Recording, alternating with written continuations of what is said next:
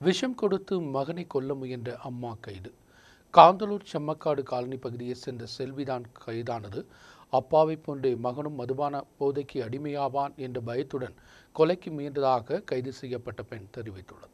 2 வயது சிறுவனை விஷம் கொடுத்து கொல்ல முயன்ற சம்பவத்தில் காந்தலூர் செம்பக்காடு காலனி பகுதியைச் சேர்ந்த செல்வியை மறையூர் காவல்துறையினர் கைது செய்தனர். மதுபானம் மருந்து வீட்டிற்கு வரக்கூடிய கணவனை போன்று மகனும் மாறிவிடுவான் என்ற பயத்தில்தான் கொலைக்கு முயன்றதாக இவர் காவல்துறையிடம் தெரிவித்துள்ளது. செல்வியின் கணவன் நிரந்தரமாக மதுபானம் மருந்து வீட்டிற்கு வந்து பிரச்சனைகள் ஏற்படுத்துவதாக பொதுமக்களும் தெரிவிக்கின்றனர். கடந்த தினம் பெண்ணும் கணவனுக்கும் இடையே பிரச்சனை ஏற்பட்டது என்பதுதான் மகனை விஷம் கலந்து கொடுத்து கொள்ள முயன்றது.